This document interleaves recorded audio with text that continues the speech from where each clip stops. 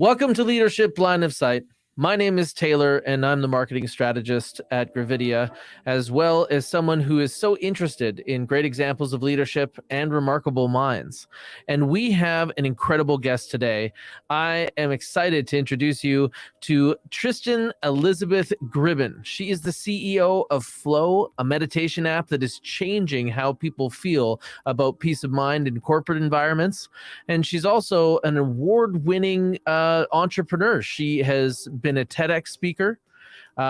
We have seen her as part of the Eris team in various different tech environments, and we're so excited to talk to you today. How are you doing today, Tristan? Thank you so much, Taylor, for this opportunity to be with you today, and I feel honored. I'm doing great. I'm having a wonderful day. That's fantastic. And you're coming to us from Iceland, right? Yes, I am in Reykjavik, Iceland, the capital city, and it's a bit of a gray day today, but we've had a pretty spectacular summer, and I love Iceland. It's a land of complete natural wonders. Oh, that's fantastic. Some of my business is in real estate, and I've had some pleasure meeting some people out in Iceland. Binny Smerda, I believe is his name. He's a Remax guy up in Iceland. Wow. Did you buy any property out here? It's I a good didn't idea. buy any property out there, but I had some of my friends go and visit. Mm-hmm. And it was just amazing. Like the people that I've met through Vinny from Iceland are all, it's such an interesting culture. It really is a fascinating culture. I fell in love with it on my very first visit. I'm originally from Northern California. I grew up in Palo Alto, in fact. Came to Iceland in 1995, and I was just like, felt like I landed on another planet. I felt like I landed literally on the moon when I was taking the bus into Reykjavik for the very first time. And then I became so enchanted by this culture. There's more books. There are more books published per capita in Iceland than any other country. There's so much art, music, culture, theater, film. It's abounding. So the power of nature is great here, but it's also the power of the human culture and creativity. So that's something that is like very tied to your work, right? Like you specialize in a type of meditation that is based in Iceland. Interestingly, okay, so my family and I moved back to Iceland in 2012, and we had been living in the States and even had 1 year in Germany. But when I got back, I started asking around because I've been really passionate about meditation since 2000, the year 2000, literally January 2000. I was in a meditation retreat in Iceland in the Skálholt, which is like what some people could call it like the spiritual heart of the land. It's in a very fertile valley where there's a massive cathedral there, and it's a very rich historically cultured place. I was at a 9-day retreat, and it just changed my life. I said, "This is it. I'll be meditating for the rest of my life." It changed everything. It opened up a world of wonder for me in those 9 days, and so I've been practicing meditation ever since, and the idea behind Flow was to just make a cornucopia of tools, different types of meditation tools and techniques available for modern day people, because we're always changing and we are dealing with a lot of mental stress, and it's very difficult to just sit down and do the traditional meditation where you close your eyes and you're focusing on your breath and you're listening to everything around you. And it's really hard for a lot of people to do that kind of meditation. And you have to have a quiet spot. You have to, people, they got to find themselves in the right class with the right teacher. And anyway, the idea with Flow was to make impactful meditation tools available to modern day people anytime, anywhere, on the go. That's interesting. Like, you're after something like bottling peace of mind. Yeah, kind of like that in a sense, because it's like when you've discovered something that really is a key to unlocking, as you said, peace of mind. It could also be clarity. It could be a feeling of freedom, a feeling of connectedness, love in the heart. It could be so many things you find in meditation. If you could have a key to unlock that in yourself, that would be very valuable. So meditation for me has been that key through the years. since 2000. And with flow, we started from the beginning with the idea of that there is not just one way to meditate. You want to have a variety of tools. So we started with breath. So let's just take a deep breath right now. Roll our shoulders back and put our hands together for a moment. Rub our hands together and take a deep breath and just stretch your hands to the sky and take a deep breath in. And on the exhale, just relax and bring your hands back down. So every breath can be a moment of meditation. It makes you feel more connected. Your breath is the core. It's the starting point of every meditation practice practically. So in flow, we start with breath, but another aspect of meditation that we incorporate is movement. So we were just doing that. We were breathing and moving at the same time, because it's often difficult to fully breathe if you're not stretching a little bit, because we normally breathe 20% of our lung capacity. That's the modern person. Even athletes, even top athletes on a daily basis, we're not fully taking those full deep breaths. It's just, there's a constriction happening. And that just might be our modern life, right? So in order to breathe even deeper, we often have to roll our shoulders, we have to stretch, we have to do some sort of movement. And in flow, you have breathe, move. That's the second mode. We have 6 modes. I'm going to describe them. Breathe, move, let go, calm, focus, and restore. We start with our breath, then there's movement, and then there's the let go.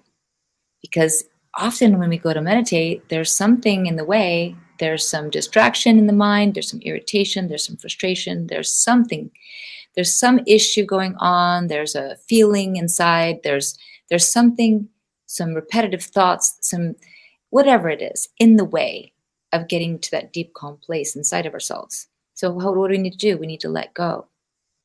And it's not often the automatic thing to do. You have to have tools. So we provide tools in flow of how to let go. And that's, I think, for our corporate clients, that's been a surprisingly the most popular part of the meditation when we do the live guided meditations, when we do workshops or even online. But it takes you by surprise how to let go. How do you let go of stress? I mean, that's the thing. Oh, you can meditate, or a lot of people go out on a run, or they go walking, or they play with their puppy, or they do something, they get outside and I don't know, they do something active, or they maybe watch some comedy. How to let go. So we have some good tools for that in the flow methodology, the flow app. Because for me, that's been a really important key to meditation, to find a way to keep going and go deeper and keep growing, is to learn to let go. So that's a really important part. So if I'm hearing you right, finding this way to center yourself is the ability to, or has the ability to, impact everything else. Absolutely. So if you can bring yourself into a state where you feel calm and comfortable, if you can use more of your breath, that actually changes your dynamic. I know that if I feel tense or stressed, then I'm going to feel tight. I'm not going to feel open-armed. If my job is related to conflict, it's almost going to cast my body like that, because I'm set for stress. Absolutely. Isn't that the modern condition? We're working so hard. We're so driven. We've got we're juggling so much on any given day. It's not just work. It's also managing the finances, managing the home, the kids, the everything, the news, dealing with a lot of incoming news that could be, very stressful. So how to manage it all, how to manage our day. We don't, they're saying that kids these days, in the old days, when I was a kid, people had time to be bored. And in those moments of boredom, there was some creativity that could happen, or there was something that could happen. Just time. You had time. But now the kids don't have that. I once heard a saying that said there's no such thing as boring places, only boring people. You know, and I think that that's also like a mental approach. Hmm. So many people are Sometimes it's not seeking so bad to be stimulation. bored. I mean, boredom is sometimes a bit underrated, right? It's actually good to have that moment of like, oh, it's nothing to do. I'm bored. Like, do you ever have that anymore? I No, hardly ever have that feeling ever. But they're saying that that's actually quite like an important part of growing up is to have that feeling, and that kids are being deprived of that because there's got so much stimulation all the time. And so it's anyway, life is changing fast. So modern day, we need modern day tools. And like you were saying, if you're in a tenseness in your body and in your mind, then you're going into situations, you're not going to be at your full capacity to be creative, to be to be everything who you are, to be loving and kind, to be to be like a leader, to have your brilliant mind at your disposal. So it's good to learn the tools like breathing, moving, letting go, so you can get to that centered, calm place inside of yourself that's not always easy to access. But when you find it, it's such a good feeling. And that's what people think about when they think of meditation. They think of that calm figure sitting and cross-legged and very centered and very very one with everything. But how do you get there, so well, that how do you even start really? Like, I think that the beginning of meditation starts with even any understanding of it. So mm, when you look at it through the eyes of an outsider, they're like, oh, it must be nice to be so calm. You can sit there and hold, like go through your breaths. I'm not, so I can't. that's the perception. Like I think 90% of people think it's not for me, I can't do it, it's too hard, or they have resistance towards it. There's a study from the University of Pennsylvania that says over 65% of males in the study would rather receive an electric shock to their body than to sit for 10 minutes with their eyes closed alone with their thoughts. I mean, that's a huge resistance towards just being alone with your thoughts and having your eyes closed, because people think, what's going to happen? What is my mind going to do? Because people they haven't learned to really control their mind. It is a constant, I would say, work. It's like everything in life. We've got to develop good habits, right? We've got to learn how to control the mind, how to take care of our bodies. Like our bodies are, sensitive instruments. We've got to feed them well and exercise and do all the things that we need to do. We need to listen to our bodies. And it's very interesting. So with flow, the 6 modes, starting with breath, and there's movement, and then there's letting go. Can I demonstrate for you how we let go in flow? One Sure. way, because there's a couple of ways. With flow, there's music. So we could, have some music that's quite lively, kind of energetic music, and you could shake your hands, shake your head back and forth, and just shake off any stress you might be feeling. Just shake it off, shake it off, shake it off. And then we get people to get up and stomp their feet on the floor and just shake it off for just like a minute. And it's a really good energy rush. Another way to let go of stress in the body and mind is to scream. And believe it or not, that's been used in meditation for hundreds, if not thousands of years. Meditators have been screaming to like wake up the whole system. So imagine you are tense, and there's something going on that's been bothering you, a situation, a conversation that's in your mind that you had that's really bugging you, or whatever it is. Or maybe it's just a feeling, right? Of a feeling of feeling stuck, or so screaming is an amazing way to push away, or to break through, or to let go of anything that's in your way. So this is how I teach people when I did my TEDx talk. You scream into your inner arm to muffle the sound. So you can be, in a group of people and do this in a group. And if you watch my TEDx talk, you'll see the whole audience does this together, and then everybody bursts out into laughter afterwards. But I'll show you how it goes. So you take a deep breath from your belly, and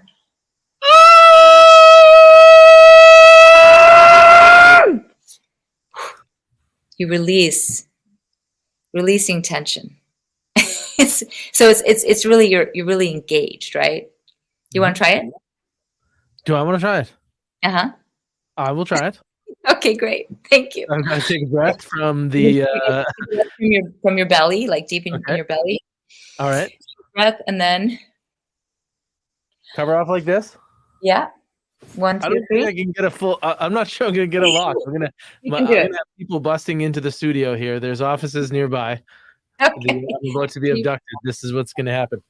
You can do it. And because you have your microphone on, you can, if you want to, I mean, it's the microphone might pick up a lot of noise. You could do a silent scream. So like this, watch, you like you're really screaming, but you don't make the sound.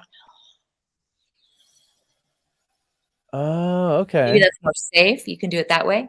Should we do a silent scream? For the sake of the people in nearby offices. Yeah. All right, let's do that.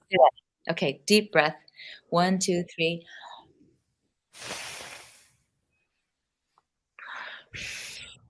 So basically what we're doing is the same action as a scream, but without activating the vocal cords. Exactly. So it's a kind of a release, an energetic release. Interesting, because like we live in a society that says don't scream. Oh yeah, you're not supposed to Like scream. full stop. Screaming is not okay. But look at children are screaming every day on the playground. They're free. They're laughing. They're crying. They're screaming. They're just being alive. And then we, as adults, we become so like bottled up with all of our feelings. We don't allow ourselves to cry. We don't allow ourselves to laugh out loud, crazy. We don't allow ourselves to scream. We kind of like, we bottle up so much emotions. And so part of meditation actually is allowing yourself to feel, right? So when you scream in meditation, and when we do it, there's like music going on and everyone's screaming, and it's just a really healthy release, because then you feel more in touch, with your feelings and in touch with yourself. So this is something that kind of explains a lot about what I see in North American society. So I see the general expectation of people bottling up these types of emotions, right? And what I'm wondering is, maybe from your perspective, am I wrong if I'm saying that it's almost like they cast themselves for stress? Yeah, So you put your arm in absolutely. a cast. This is your operating, like you're limiting your operating ability, and if you don't use that arm or your scream or your being upset, if that's not okay, then eventually you will lose the ability to control that very well. Yeah, exactly. So what happens is the frustration, the irritation, the fear, whatever it is you're bottling up, it gets unleashed on other people. And it can become like chronic complaining or whatever it is, it can be, yeah, it's very limiting. What's It's a the limiting. opposite of empathy? Opposite of empathy, I would say, could be something related to anger and judgment, like judging other people and being angry I with think other. it's this. I think that the opposite of empathy is basically using other people for your internal challenge, right? Where Yeah, it's all about you, even their experience of you. yeah, because what do you mean, like casting, like blame? There's so much separation going on these days. Like, everyone's blaming this person, blaming that person. It's all this political divides, and everyone is so divided, right?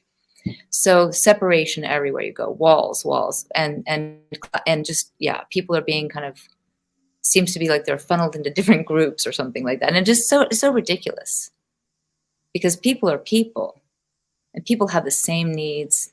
We all need fresh air, clean water, love and kindness. We need all the right things.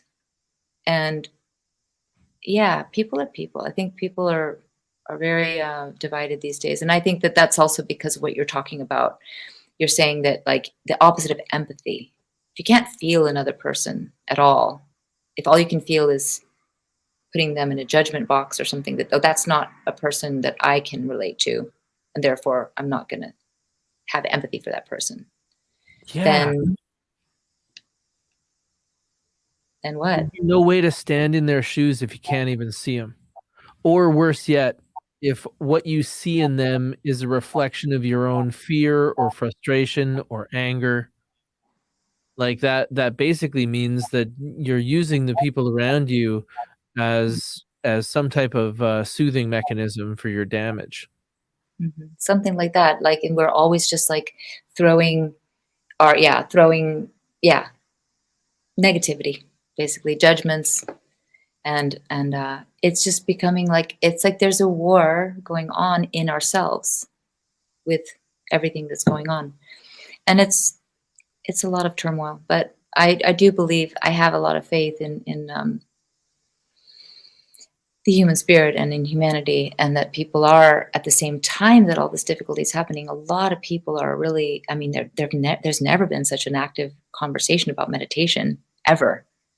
I mean, back in the 60s, the Beatles brought meditation to the West. Meditation has come to the West many times. Not, they weren't the first ones. There've been, a lot of waves that have happened where meditation and yoga and those positive things have come. And then also, I'm not saying that meditation needs to be associated with the East, because there's also a lot of meditation that happens from the Western traditions as well. And so that's what I'm saying. But with flow, it's like, we're not saying meditation is a certain way. It's just, these are tools that we can use in order to, as human beings, to grow, to learn, and to be empowered and be everything who we are. To me, meditation has been critical for me to feel centered and to feel like I'm on track with where I want my life to go.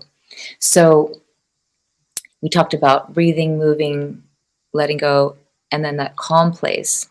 Because when you've been breathing, moving, and letting go, you can actually access calm within yourself.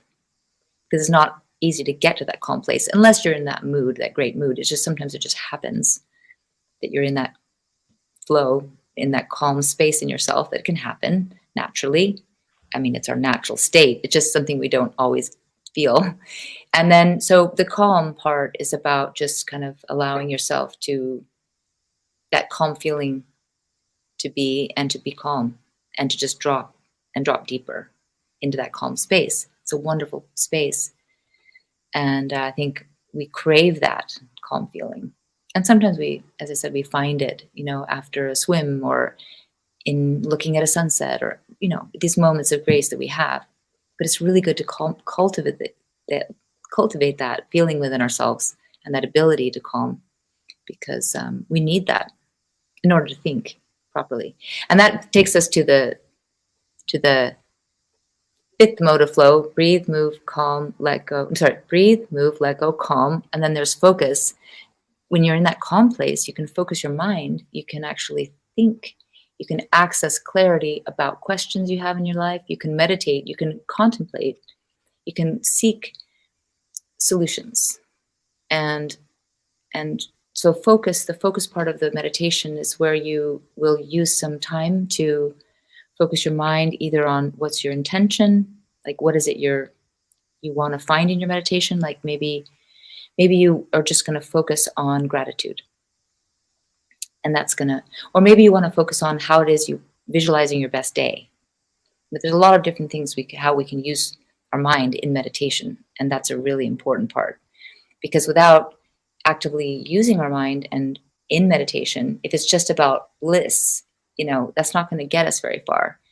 But in meditation, if we actually use the time to focus on what it is deep in our hearts we want to achieve, or visualizing success, so many ways that we can harness our mind, our God-given intelligence in meditation, to be able to actually grow in life. So the focus part is about that. And I think it's the most powerful tool we have in meditation, is to focus our mind, whether it's in a, as I mentioned, like contemplation, exploration, seeking solutions, whether it's that, or whether it's using a mantra or a prayer, something very personal, conversation with your higher self, or some people believe in God, that kind of time is so precious in meditation, especially from that calm place. And then the final mode of flow is called restore, and that's where you have the deep body relaxation, full body relaxation. And that's one of my favorite modes. I often take a moment at work, and I just take the mobile app, the Flow mobile app, and I take that and I go and I have, I don't know, it could be 4 minutes, 8 minutes, it could be 24 minutes, power nap, and just put on a playlist of the restore meditations. And it's just lovely. I just lay down on the couch, somewhere quiet in my co-working space. I find a quiet spot and just have a complete power nap. I don't do that every day, but it's such a nice way to kind of like, get energized and let go of this tiredness feeling. Mm-hmm. Yeah.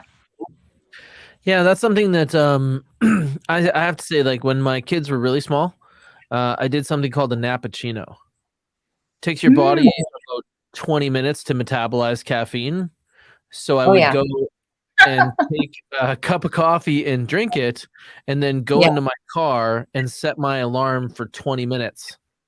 Amazing. I was so tired from being up all night that I would go out like a light, and then 20 minutes later, sleep inertia doesn't quite have enough time to take hold. So you don't really feel groggy. And then right as you're waking up, you get the slingshot of the caffeine.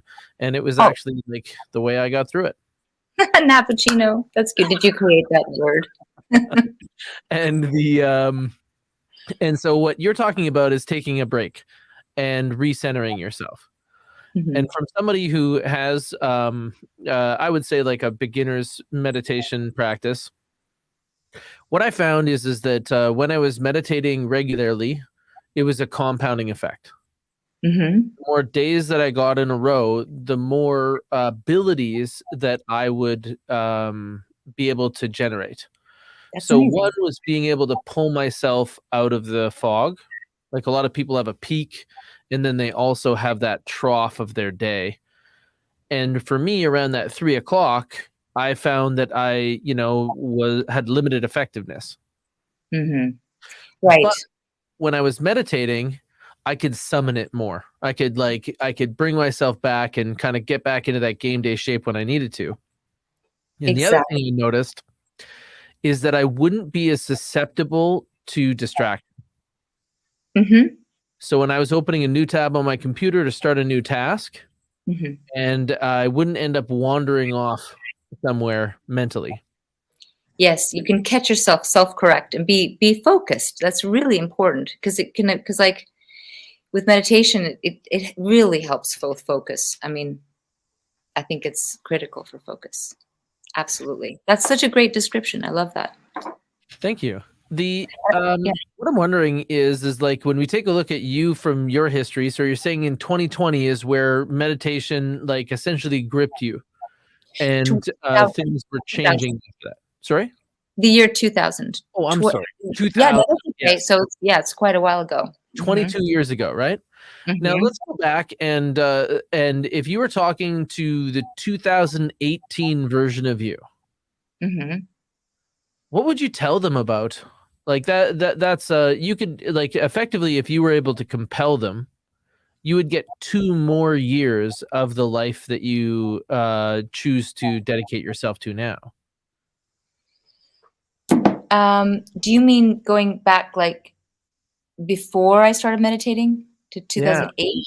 I started to 1998. We're gonna call 1998. My year math is just shot right now. That's cool. 1998. Think about where you were at that time. Can you tell us a little bit about the you from then?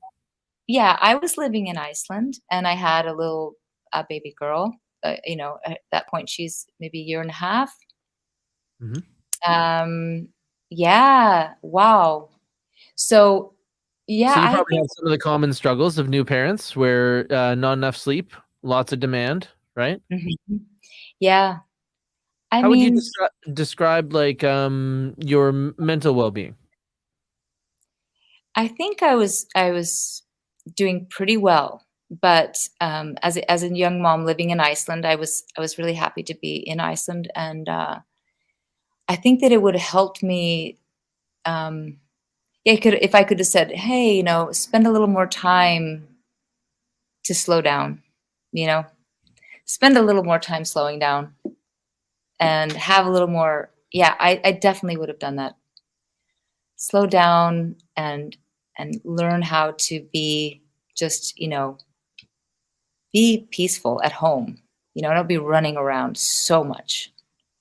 I would have definitely done that. I would have said, like, just learn to be and slow down and be with your little baby and just be at her pace. Tune into her rhythm. What do you think that you would want to have given up to do that? Because I know a lot of the time as a young mom, you're doing all these things. You're constantly pulled in many different directions. Is there some things that you think that people in that situation should, what should they not do in order to make time for what you suggest? Interestingly, I mean, back then, we didn't have all this amount of stimulation we have today, like Hmm. on the computer. So I wouldn't have been saying like, yeah, spend less screen time. It wouldn't have been that. Back then, I mean, back then it would have been, I don't know, because I mean, what was it? Because isn't it interesting that even though before all this happened, this phenomena of the screen time and all this busyness, it was still happening. So humans are seeking that rush, right? They're seeking that busyness. Yeah, like a lot of times the way that we experience social media and screen time is like single servings of relationships, right? Like previously, a lot of what they call the Instagram effect now, which is people feel less about their own situation because they see these examples on Instagram, is you would still have that, but it would be like you go and see somebody at a party, Mhm. right? And they look Exactly. like they've got it. So I think that we used to spend a lot more time maintaining relationships in direct Yeah. ways. Which was not necessarily a bad thing at all, having more time with people. So that's why I was struggling, like, what would I have, had less of? But I think it would have been just like have more, not necessarily cutting stuff out, but just have more time to slow down and not try to do so very much in one day. Maybe. I don't know. Yeah, I I mean, also wonder how much distraction robs from us. mhm, So if we think about like trying to do two things at once, most of us are not very effective multitaskers. In fact, the term multitasking was actually originated with how computers work, and they don't actually really multitask well at all anyway. What they mhm. do is they rapidly switch between dedicating resources to a single task. And what we see now is that, you know what, if you're going to do two things at once, you're probably going to put about 30% into each of them and then have 30% to like dedicate to doing two things at once. And you Mhm, don't end up with very good results. mhm. So with focusing, being able to like go and just close in on something and develop that attention filter, because that's what social media is trying to break all the time. Even with the little red notification badges and everything else like that, is trying to break into your attention filter. Yeah, I mean, they're sending you, like, dings in the middle of the night. It's so inhuman. People should Mhm. be able to rest and sleep, and the phone should not do that. You know what I mean? Well, even when you're dedicated to something and somebody sends you a message, right? When Right. you think about how much time it takes to send the message, that's like no time at all. And that's what they're considering from their side. Is I'm going to send you this message and then you're going to get back to me right away. And awesome, I'm on with my day. However, Mhm. what they don't see is that if you're focused on anything, it may take you 20 minutes to recover into the same amount of focus and dedication you were before you were disrupted. Mhm. Exactly. I would be nice if our tools could be designed to actually support our focus rather than to break it. Yeah, and that's something that I kind of go back and forth with, is because I think the tool is a tool, right? And I know if I was in some type of trade, maybe I was a welder and my welding helmet didn't fit very well and it kept flipping up and all of a sudden I'd get like blinded a little bit. Mhm. Well, then I'd want to change that, right? Exactly. And phones are incredibly customizable. You can really control how much access people have to you now. So I like to live in a world where I check my phone when I check my phone. Exactly. And the calls and the messages that come in between that, they wait for me. Because I've been in dedicated appointments and focusing like I am now. I can't allow anybody into this space right now, because if I did, we wouldn't have what we have right now. Exactly. So we could have like some kind of boundaries, safe boundaries that could be kind of like just tailored for us, like in the moment, for what we need. That would be nice. I think that phone is trying to do that somehow with like, they have some settings that you can like have your notifications turning off at night and the phone goes dark and, things like that. But I think they can go further. I totally think that they can, and they're heading in the right direction there with determining who gets to get in touch with you. Because that's something that is I think a lot of mileage for people in how they feel, is just that constant like sense of urgency that comes from the phone buzz. Exactly. So you have an interesting perception on social media, because you were saying that if it existed in 1998 when we were talking about, you would have probably said, hey, cut that down, right? Yes, absolutely. I would have said cut that down. Absolutely.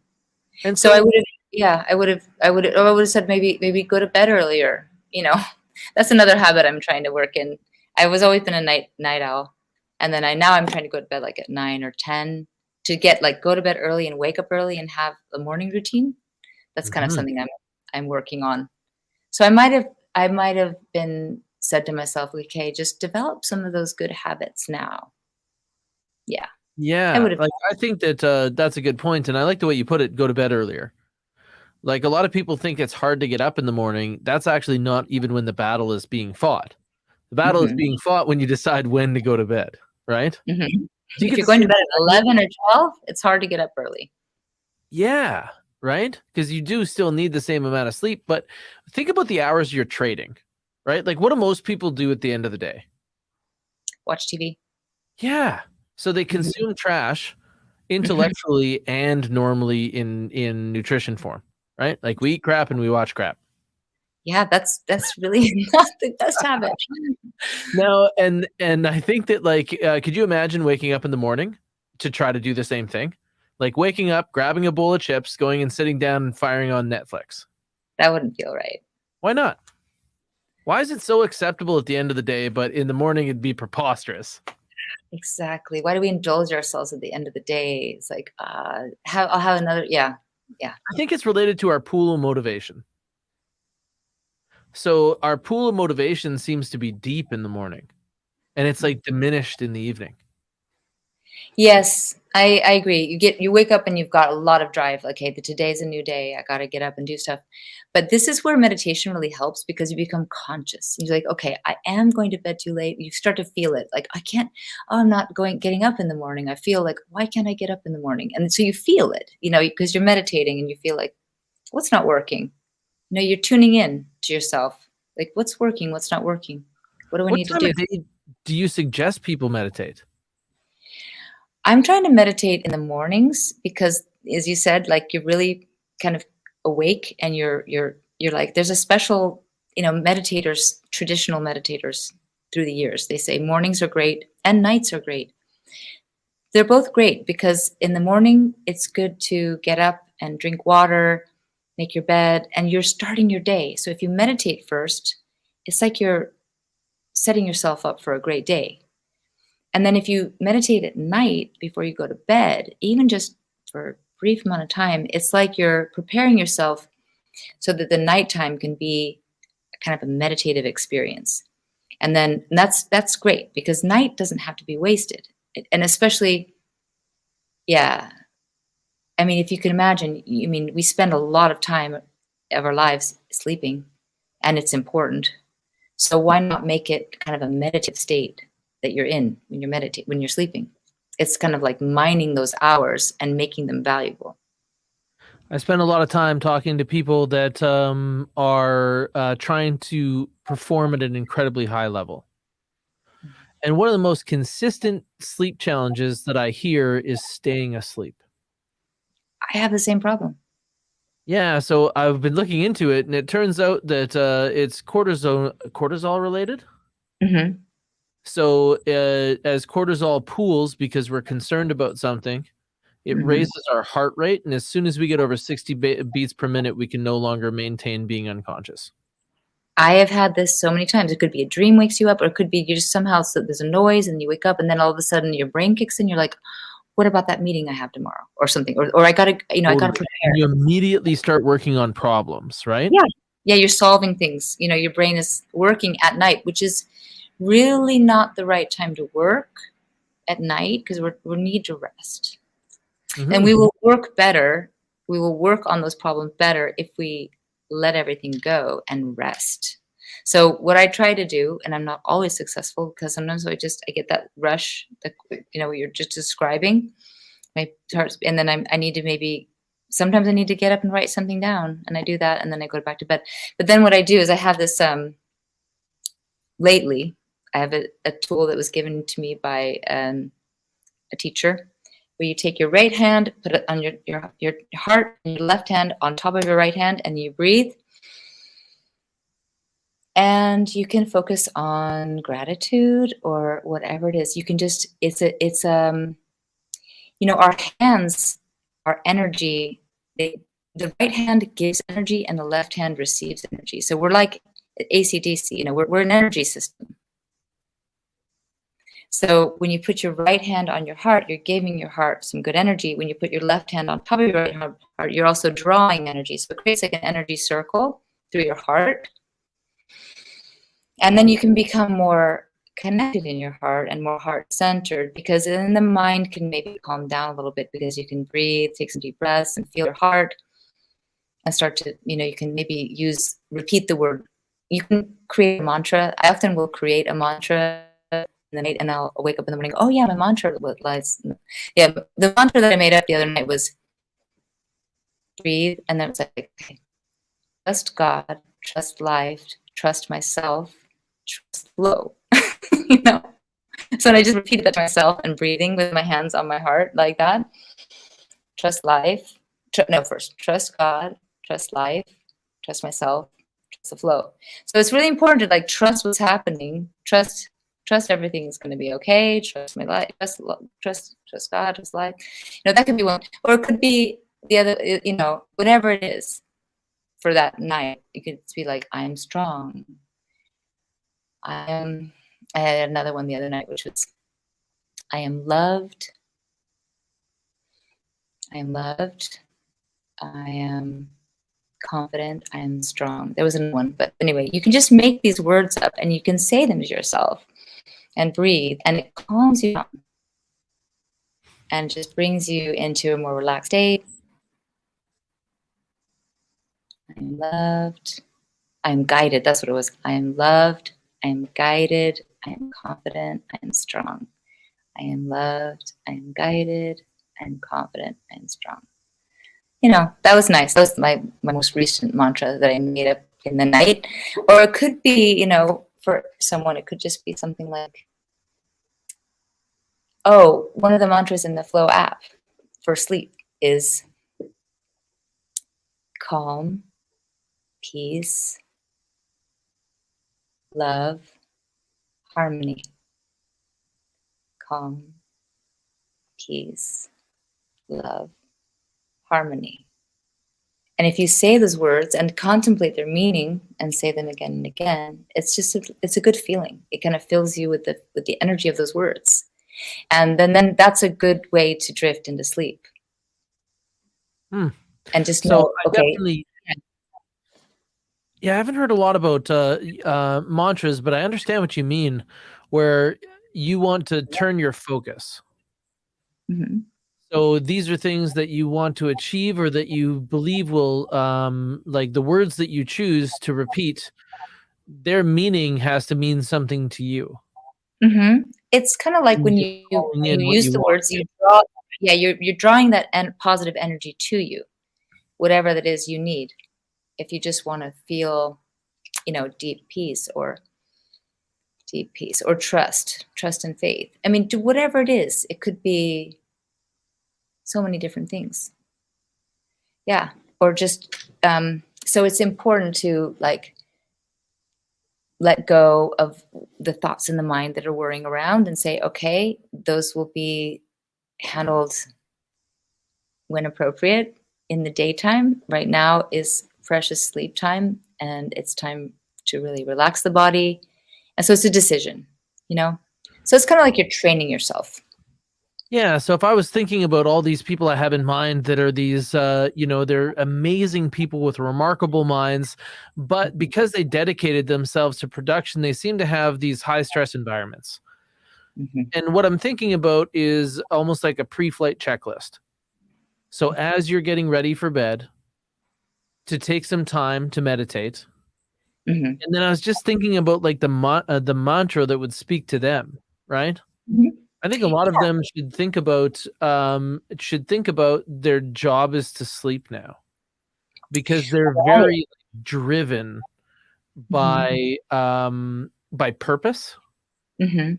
And if they slept like it was their job, I'd be worried. These people are so dedicated, they might not have a pulse. But I think that that's like what they're trying to achieve. I think so. So I would recommend for really high driven people, because I'm also one of those really high driven people. I'm like working at night, you know, like solving stuff for flow, or family stuff or whatever. So what I would recommend is that they find something that's important to them.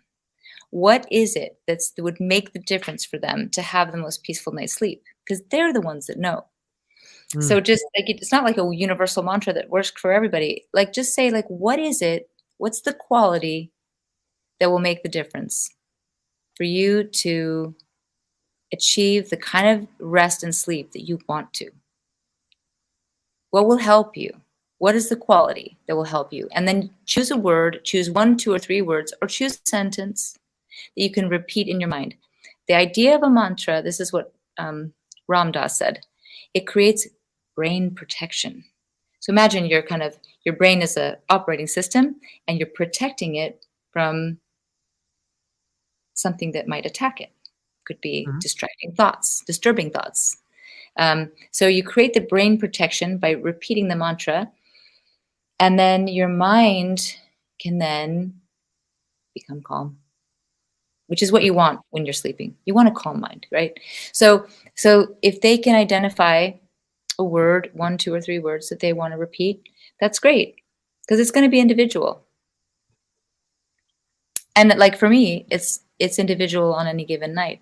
I might come up with a new mantra tonight, or I for a long time it was I am calm. No, I am centered. I'm focused. Calm. I'm calm. I am centered. I am focused. I am grounded. I am calm. I am centered. I am focused. I am grounded. That was my mantra. I used that for a long time, because those are the qualities that I wanted to cultivate, Mhm. and it worked. I mean, it works. Like you cultivate the qualities. So when somebody is looking to enter into this world, right? Like you did, talk to me about access. Like where do you suggest beginning? I suggest. This is interesting question, because for me, it started with a friend saying, you have to go to this retreat, right? You have to go, Tristan. This is going to be great for you. And then she took me into her home and she gave me like a private meditation session, and it took me by surprise. And I ended up in that retreat, and she's a lady I really admire. And funnily, I mean, she changed my life, right? So if you want to enter into meditation and you want to have like a deep dive, maybe ask your friends, what's a retreat that I could go to? Where can I take a weekend meditation retreat? Because you want to find something that's going to resonate with you. But there's so much going on now. There's so much happening all over in this area. So Mhm. you probably be lucky and find something cool if you ask your best friends, or and it might be that your best friends aren't into meditation, so you have to ask a little wider. You just cast that out. Not everyone's into meditation, but there's probably something in your area, and you could just go to your local yoga place and ask them, is there like a meditation retreat happening soon? and find out, because I think having those live experiences are really valuable. That's what's got me kickstarted. But it's also, maybe find the tools that work for you. I mean, I love the flow tools. That's what I will advocate for those, because I use them, because like if we want to do right now, we could go to the flow.is website. We could pop on a 4-minute breathe meditation if we wanted to, or we could just do 90 seconds, there's a great resource there on flow.is, because just to get yourself going, find a teacher that you like and admire, and start to follow them. There are so many out there. I've been frequenting a meditation center that's centered in Denver and Munich, something that I've been, going to for decades now. So like it's good to find the community that resonates with you, I mean, you started. How did you get started? For myself, it was an app. Amazing. I just thought that would be a good way to kind of delve into it and see if I could understand it. And I ran into some limitations. Mm-hmm. So then I learned. I looked for books, and I inquired with friends, and it was a great book by, I think the guy's name was Michael Singer. Yeah. And and it was something Oh, yeah. Is it called The Untethered Soul? No, I'm referring to the Surrender Experiment. Okay. Yeah. But I've also heard of the Untethered Soul, so I started to look into it further and start to understand what you were looking for as a result, because everybody says follow your breath, close your eyes, and for me, I'm like, and then? And then, exactly, and then. Yeah, and I was like, okay, and if I do this, what do I get? I understand why people go to the gym. They go to the gym because they get these benefits. But in meditation, I was like, what are you going to give me, and how is it going to affect my peak performance? So that's where I started going in and going a little bit further, but I actually did not find a lot of the in-person meditation to have as much alignment. Yeah, I think that there's a real gamble, right?